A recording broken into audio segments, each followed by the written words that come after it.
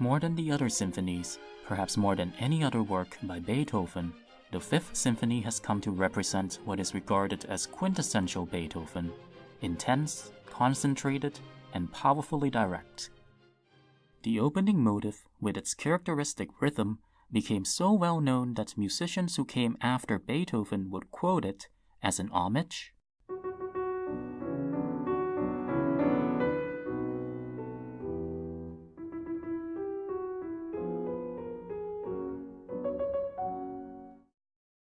or perhaps as a clever parody.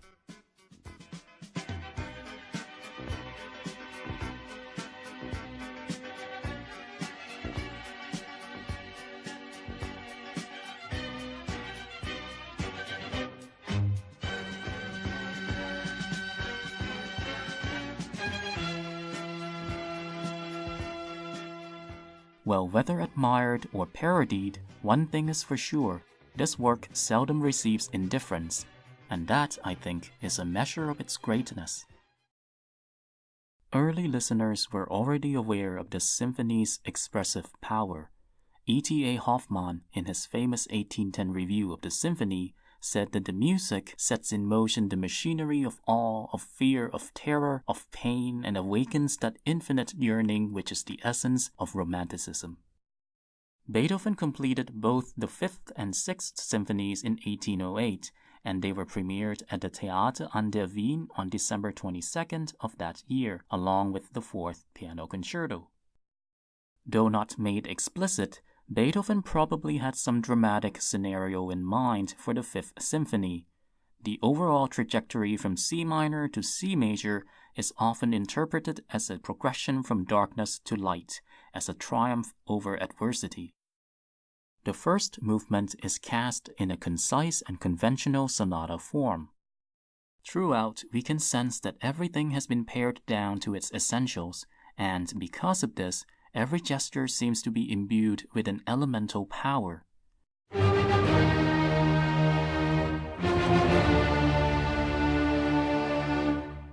According to Anton Schindler, Beethoven said of the famous opening gesture, "Thus fate knocks at the door." However, we cannot be certain whether Beethoven actually said this, as Schindler is known to be an unreliable witness who even falsified Beethoven documents. But we do know that Beethoven once wrote the following in a letter to an old friend from Bonn in November 1801: "I will seize fate by the throat. It shall certainly not bend and crush me completely." Richard Wagner has this to say about the initial pauses: "The lifeblood of the note must be squeezed out of it to the last drop, with force enough to arrest the waves of the sea and lay bare the ground of ocean." And if you listen to Wilhelm Furtwängler's interpretation of this opening, you'll hear that he seems to have taken Wagner's suggestion to heart, as he creates two imposing columns of sound.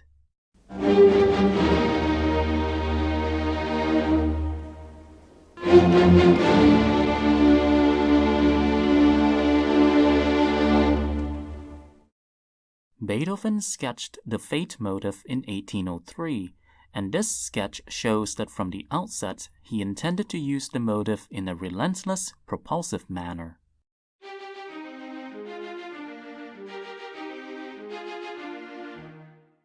Incidentally, on the opposite page from this sketch, Beethoven jotted down an idea in G major, which would become the opening theme of the Fourth Piano Concerto.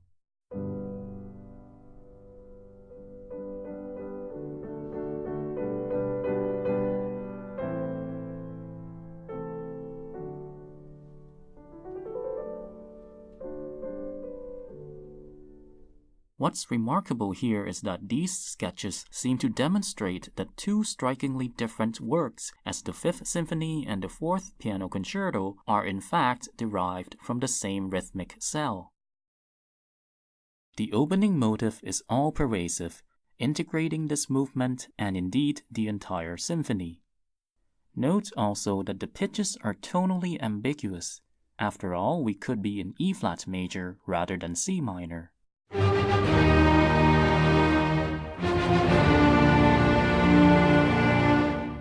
And though it's natural to hear the opening pitches as descending thirds, there is also a rising second between these thirds, which will turn out to be significant as well. The texture then becomes saturated with the motive, which is used to build up tonic and dominant harmonies. Incidentally, while E-flat and D are initially emphasized, the other two pitches from the opening, G and F, receive similar emphasis a little later.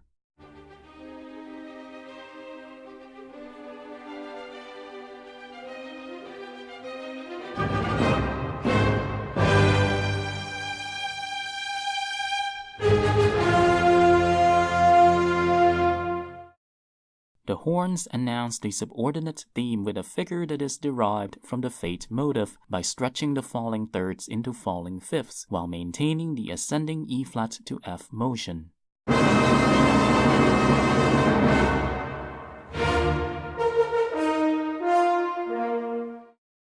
And the lyrical line that follows elaborates this horn figure, which means that even the apparently contrasting material of the subordinate theme is still related to the fate motive itself. And just in case we miss this connection, the cellos and basses remind us discreetly but persistently of the ubiquity of this motive.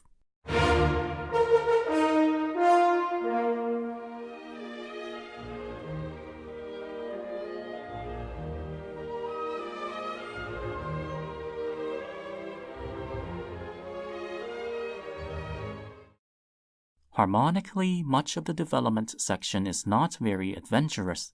For example, we start off by exploring F minor, C minor, and G minor, which are all closely related. Yet the point here is not colorful variety, but rather concentrated energy generated by an unceasing preoccupation with the motive.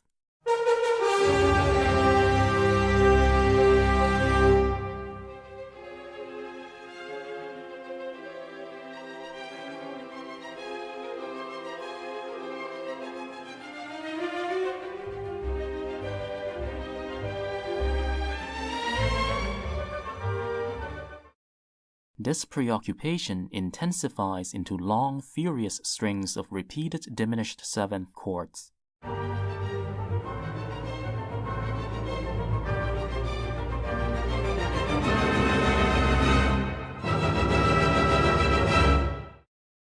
Out of this violent outburst emerges the horn figure that had announced the subordinate theme, from which the ascending second is eventually extracted and developed, exchanged between the winds and the strings in mysterious, unstable harmonies.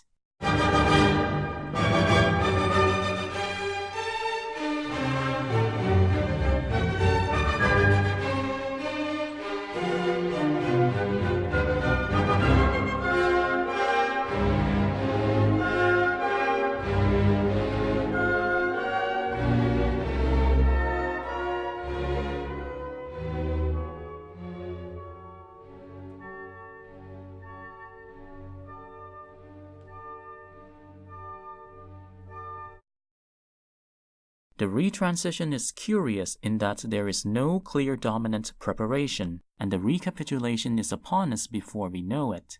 That is, the return of the fate motive on its original pitches feels more like the culmination of the development section, and it's only understood in retrospect as the start of the recapitulation.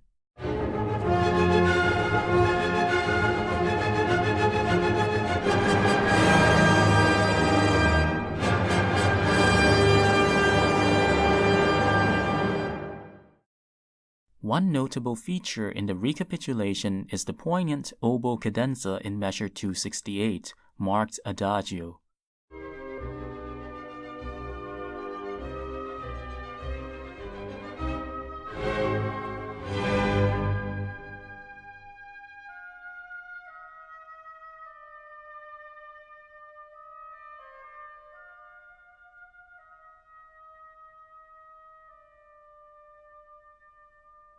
Here the propulsive flow of the music is interrupted by a brief moment of resigned reflection. At the same time, however, the pitch content of this solo is derived from the fate motive itself. Remarkably, Beethoven manages to generate even more tension in the coda. He accomplishes this mainly through fast-paced sequential treatment of the motive.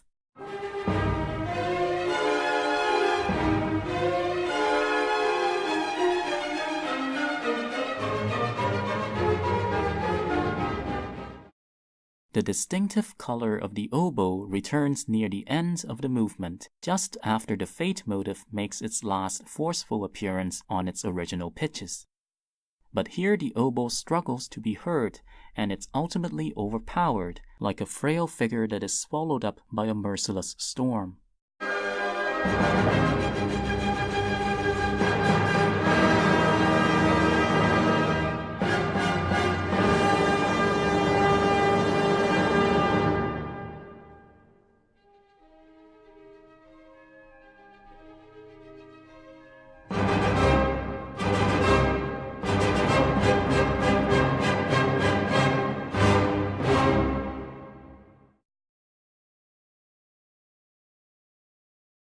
In 1804, Beethoven made this sketch of the second movement, and the terms that he uses in the sketch are intriguing: andante quasi minuetto and quasi trio.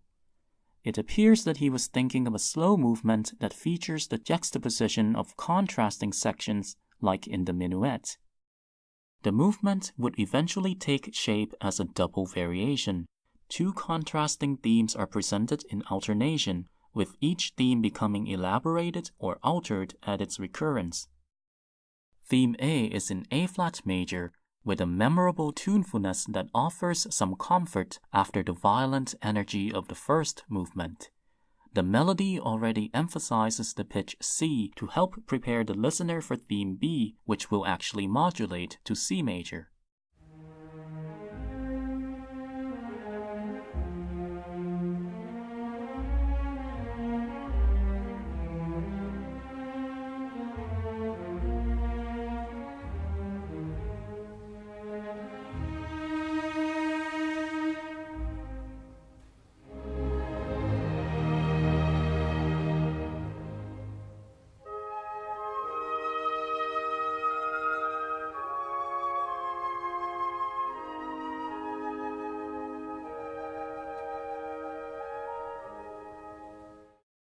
When theme B modulates to C major, the whole orchestra suddenly plays fortissimo. Then, along with the oboes, the horns and trumpets carry the melody majestically.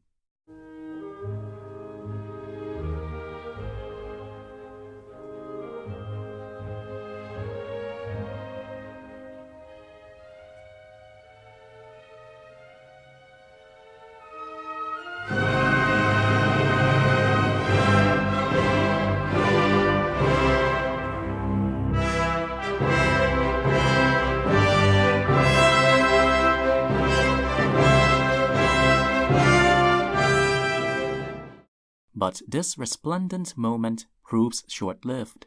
This is just a vision of the triumph that is to come in the finale. Theme A undergoes a process of rhythmic intensification in the first two variations.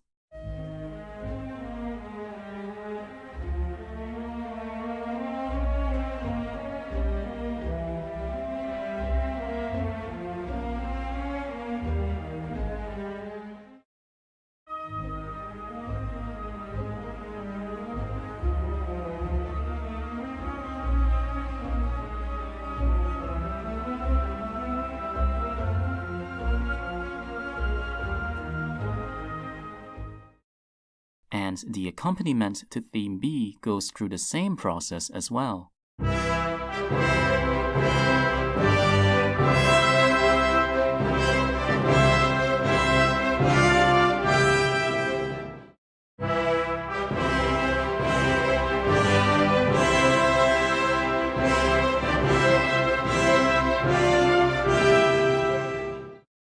The third variation on theme A starts off in A-flat minor, with the winds giving a new color to the melody.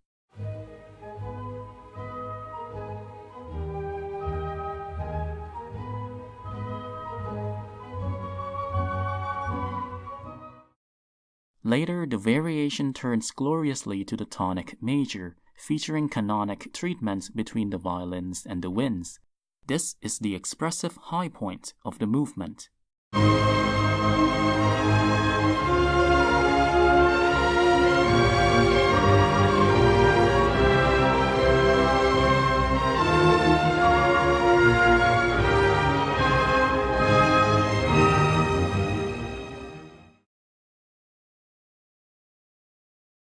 Initially, Beethoven intended the third movement to be a 5-part scherzo like in the Fourth Symphony, but in the end, he decided to adhere to the typical 3-part structure, followed by a coda that also serves as a transitional passage to the finale.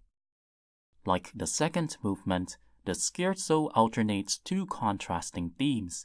The first theme starts with a rising arpeggio known as a Mannheim rocket.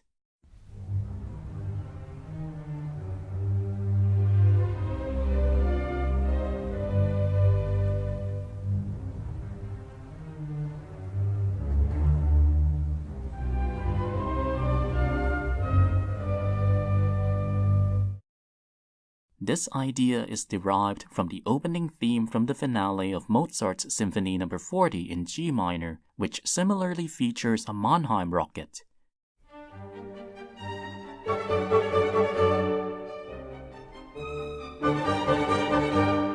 We can be pretty certain of this derivation because Beethoven actually wrote out an extended passage from Mozart's finale on the pages on which he sketches his own scherzo. But unlike Mozart, Beethoven puts his Mannheim rocket in the low strings and leaves it unharmonized.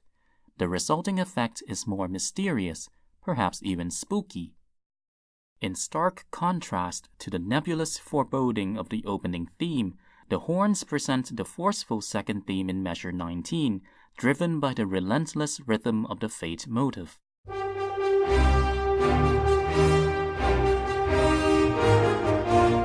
This passage reminds me very much of the finale from Mozart's Piano Sonata in C minor, where a driving rhythm similarly emerges after a tortuous opening.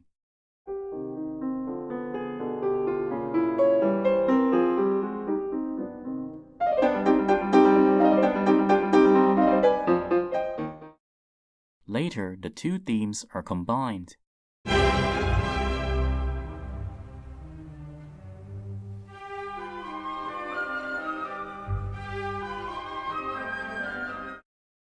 And out of their union emerges the elfin closing theme.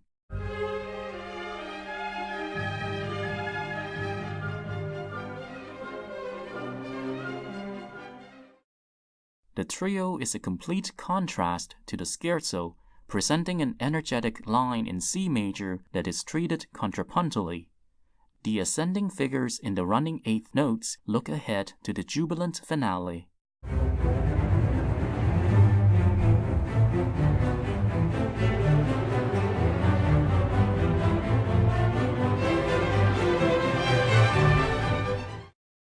There is a moment of humor in the second half of the trio where the cellos and basses seem to stumble.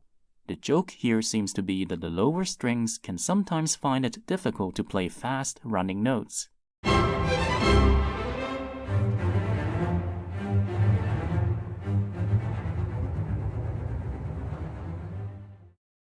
The return of the scherzo is like a parody of its former self. The short note values, the pizzicato strings, and the quiet dynamic level throughout transform what was originally mysterious or menacing into something mischievous.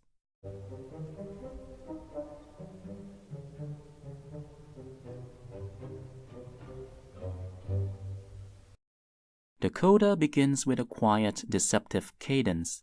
The timpani initially articulates the rhythm of the Fate motive.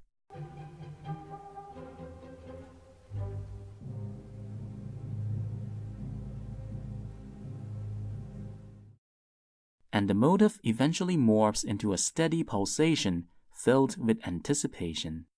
Above it, the first violins present the Mannheim rocket and then become preoccupied with the disjunct descending interval that follows it.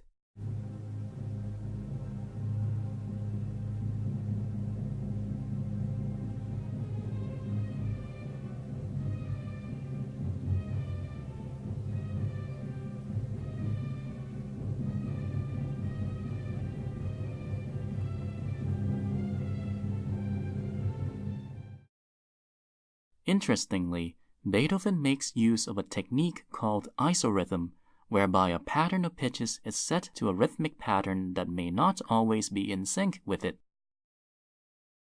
By the way, this is the sort of thing that Gershwin seems to be very fond of.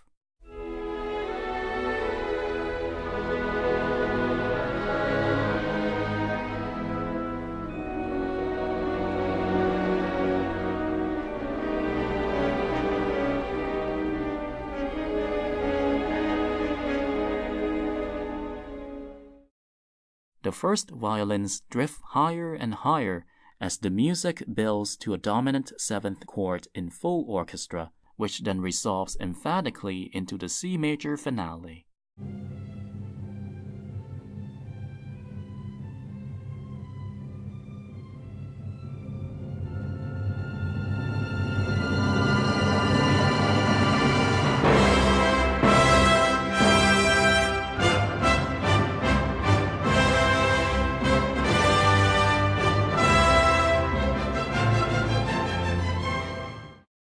The sonata form finale opens up a whole new vista with the march-like main theme in radiant C major. This is also a momentous occasion for the trombones and the contrabassoon, which are heard for the first time. Prior to this symphony, trombones were not commonly used in a symphony orchestra, and the contrabassoon was usually not given a separate part, as Beethoven has done here. Here's the transition.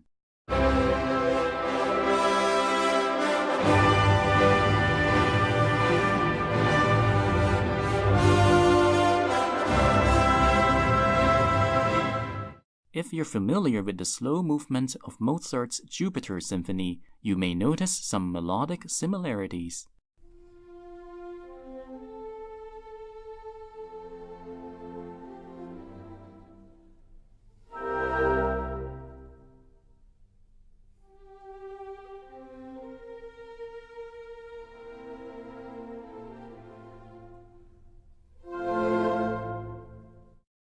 The rhythm of the Fate motive is still pervasive in this movement, but it's often used with scalar motion as in the subordinate theme.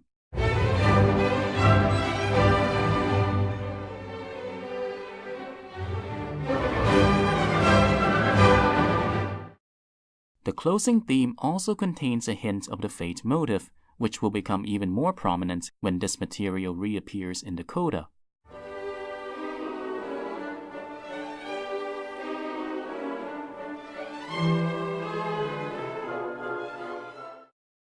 Something remarkable occurs at the end of the development section.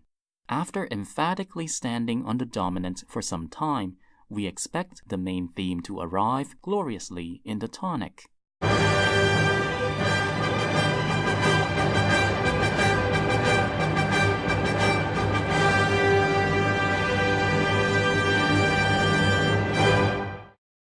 Surprisingly, however, the scherzo material suddenly reappears in its spectral staccato version like an uninvited guest who still decides to show up anyway.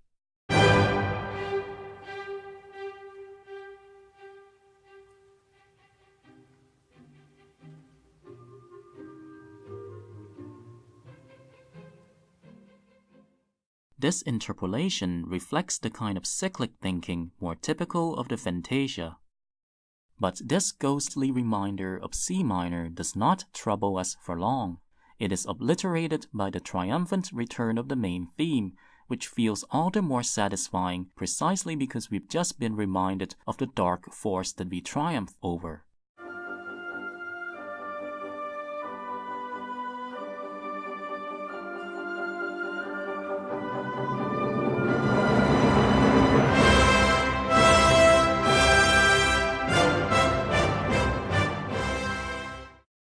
The coda serves as a summary of the important materials in the finale, but the underlying thread throughout is the melody of the main theme, ascending C major triad followed by scalar descent back to the tonic.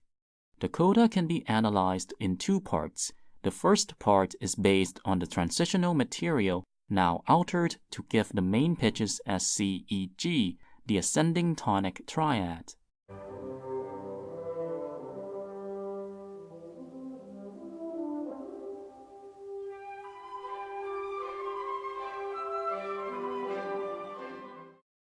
and the end of the first part is based on the scalar descent from G to D, becoming faster.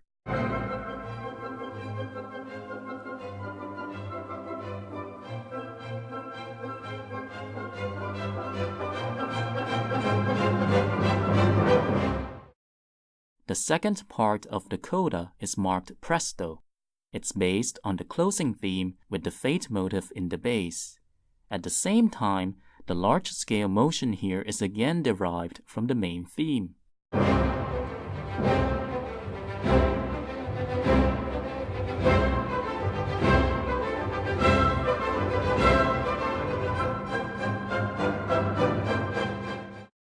And the main theme itself appears in measure 390, becoming compressed into smaller units as it progresses. The music culminates in an ecstatic affirmation of the tonic, a resounding celebration of light over darkness.